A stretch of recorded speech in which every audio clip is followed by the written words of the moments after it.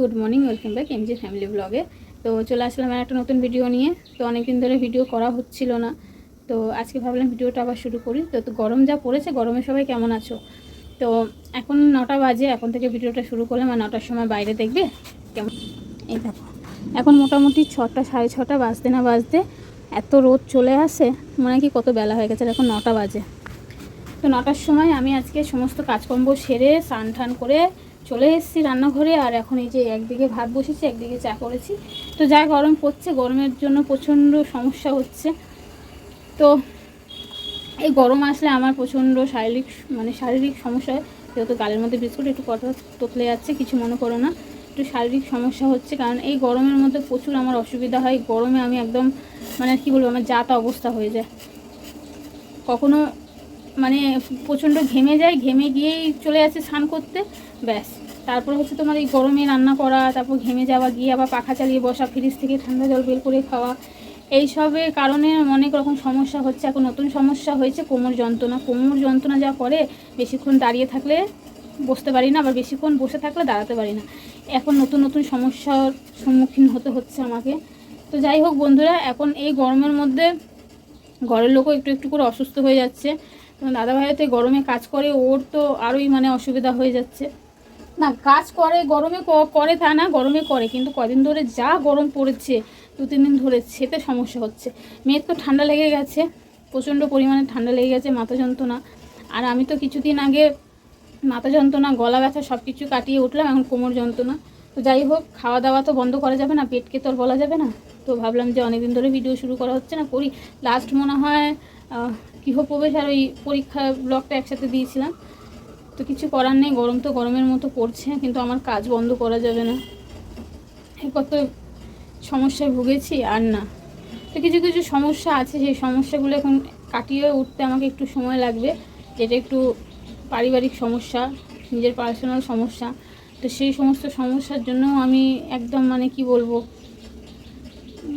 নিজেকে নিজে একদম কি বলবো, একটু অন্য লেভেলের নিচে চলে গেছিলাম, যেখান থেকে একটু উঠে আসতে অনেকটা সময় লেগে গেল আমাকে, সেই কারণে। তো যাই হোক, কিছু করার নেই, সমস্যা তো সমস্যার মতো থাকবে, আমাকে একটুখানি সমস্যাগুলো কাটিয়ে উঠতে হবে, তার জন্য কিছুটা সময় লাগবে। তো যাই হোক, চলো এখন ভিডিওটা শুরু করে দিয়েছি 9টা থেকে, সঙ্গে থাকো তোমরা। আর আসি কিছু নতুন নতুন জিনিস তোমাদেরকে দেখাবো, দেখিয়েছি, আরও দেখাবো। আর তার সাথে তো আছে আমার বাগান, গাছপালা, সব কিছু তোমাদের সাথে শেয়ার করি, সেগুলোকে দেখাবো। আর আজকে ভাবছি কি রান্না করব, এখনও ডিসাইড করিনি কি রান্না করব। তো ঠিক করে উঠিনি কি রান্না করব, যেইটুকু যা আছে ঘরে সেই দিয়ে রান্না করবো, যেটুকু বাজার ঘাট আছে ভাবছি সেই দিয়েই আজকে রান্না করে নেবো, হালকা পাতলা গরমে। তো চলো, চায়ের জল তো ফুটে গেছে, চাটা করে নিই, মেয়ে পড়তে বসেছি, তারপর আমি রান্নাবান্না করে নিই। আজকে একটু ব্যাংকে যাওয়ার কথা আছে, কি ডিবিটির কি সমস্যা হচ্ছে জানি না, সেই কারণে যদি যাই অবশ্যই শেয়ার করব। তো চলো, ভিডিওটা প্রথম থেকে শেষ অবধি দেখো আর পাশে থেকো। আর ভালো লাগলে চ্যানেলটি সাবস্ক্রাইব করে শেয়ার করে দিও। তো চলো, দেখতে পাচ্ছ ঘেমে পুরো অবস্থা খারাপ। তো এখানে দেখো আমার হচ্ছে যে গরম গরম ভাত হয়ে গেছে, আর এখন কাঁকরোল আলু ভাজা বসিয়েছি, হচ্ছে ভাজা। আর এখানে ডালটা সেদ্ধ করে রেখিয়েছি, কাঁকরোল আলু ভাজা করবো, ডাল করবো, আর একটু ভেন্ডি করবো চচ্চড়ি। আপাতত এই কটাই জানি। আর রান্না করতে করতে ধূপ ধূপ দুবার আওয়াজ পেলাম, আম পড়েছে। চলো আগে আমটা কুড়িয়ে নিয়ে আসি।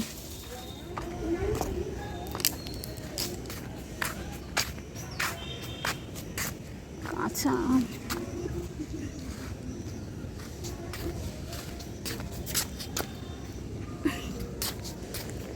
পড়তেই থাকে আম সবসময়। আর এখানে সব এই দরজার কাছে সব জমা করে রেখেছি, এগুলো সব রাতে কুড়িয়ে রাখি, কুড়াতে ভালো লাগে, যখন যে আসে দিয়ে দিই। তো গতকালকে সারাদিনে যা কুড়িয়েছিলাম দিয়ে দিয়েছি এক দাদাকে, এগুলো রাত্রের থেকে কুড়িয়ে সকালে একজনকে দিলাম, সকালের পর থেকে এগুলো আবার কুড়িয়ে রেখেছি, কেউ আসলে দিয়ে দেবো, ফালতু নষ্ট করে লাভ কেন, কেউ খেতে তো পারবে। চলো, মোটামুটি আমার ভাজা হয়ে গেছে, ভাজাটা নাবে ডালটা ফোড়ন দিই। আর এখন বেজে গেছে 10টা। তো 10টার মধ্যে শুধু ডাল সেদ্ধ আর ভাজাই হয়েছে, একটু তাড়াতাড়ি করে নেবো, আজকে প্রচণ্ড গরম দিচ্ছে। তো চলো রান্নাটা করি, তারপর তোমাদের দেখাবো কি দেখাবো বলেছিলাম।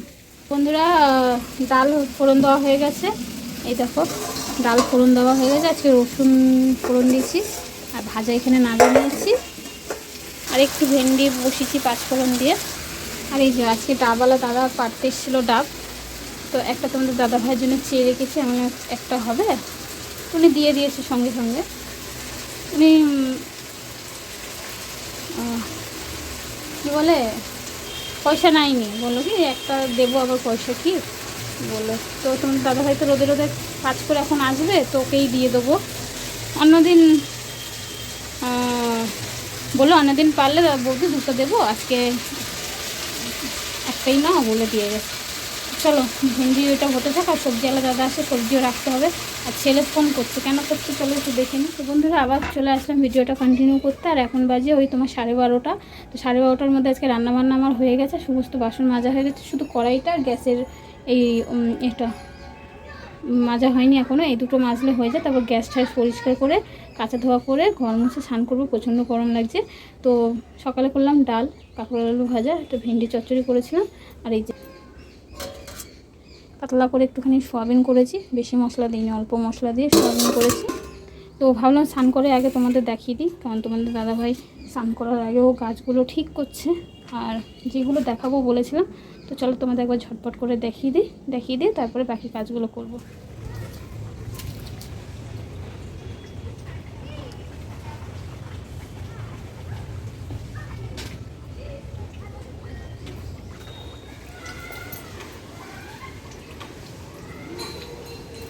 এই যে বন্ধুরা তোমাদের বলেছিলাম না তোমাদের দেখিয়েছিলাম যে কুমড়ো গাছের ডগা হয়েছে। তো এই ডগাটাই দেখো অনেক বড় হয়ে গেছে, যেহেতু অনেক দিন পর তোমাদেরকে দেখাচ্ছি। আর এখানে ডগা ছাড়ছে, আমি যেহেতু গোড়ায় একটু বাসি ফ্যান আর একটু সবজির খোসা দিই। আর দেখো পাতাগুলো দেখো বিশাল বড় বড় পাতা হয়েছে, আর এখানে ডগা ছোট ছোট ডগা ছেড়েছে, ভর্তি হয়ে গেছে। তো তার জন্য এখানে এরকমভাবে দেওয়া হলো, যাতে ডগাটা একদম উপরে উঠে যায়, কারণ এদিকে আর জায়গা নেই, এদিকে কলতলার দিকে চলে আসছিলো, সেই ডগাটা ঘুরিয়ে এখন এর ওপরে দেওয়া হয়েছে। এর ওপর থেকে এইভাবে উঠে এদিক থেকে এসে গাছে উঠে যাবে যে আগের মতো। আর মানে ঘরের ওই যত সবজি ধোয়া জল ফ্যান এইসব সব এনে দিয়ে দেখো কত বড় বড় পাতা হয়েছে, ডগাটা খুব সুন্দর হয়েছে। তো এই দেখালাম তোমাদের কুমড়ো শাকের ডগাগুলো কেমন হয়েছে সেটা তো তোমাদের দেখালাম। এবারে দেখাবো যে অনেক দিন আগে তোমাদেরকে বলেছিলাম যে কলা গাছে মোচা হয় না, কলা গাছটা কেন মোচা হচ্ছে না, অনেক দিন আগে হয়েছিল। কিন্তু এই দেখো কলা গাছে কিন্তু একসাথে 3টে মোচা হয়েছে। আর দাঁড়া, এই দেখো পিছনের গাছটায় হয়েছে একটা মোচা, এখানে হয়েছে একটা মোচা, আর এখানে এই যেহেতু এটা আগে হয়েছে তাই এটাকে আগে তোমার কলাটা বড় হয়ে গেছে, আর মোচাটা ওইটা নষ্ট হয়ে যাচ্ছে, ওই জন্য কেটে দেওয়া হবে আজকে। দেখো বাবারে ফুলের মতো পড়ছে, আর কত বড় মোচা দেখো, কারণ এখন যদি না পারা হয় না নষ্ট হয়ে যাবে, পুরো খাওয়া যাবে না। এই দেখো, আর ওই যে কলাগুলো দেখো, তো এটা যেহেতু আগে হয়েছে এগুলো কলাগুলো বড়ও হয়ে গেছে, ওটা সবার লাস্টে হয়েছে, ওটা এখনও বেরায়নি। আর এটা যেহেতু তারপরে হয়েছে যেন এগুলো আবার কলা বেরোচ্ছে দেখো। তো হচ্ছে না বললাম, তো একসাথে 3টে কলার মোচা বেরিয়েছে। আর এটা তার মধ্যে থেকে এটা বড়, এটা কি করবে, এটা খাবে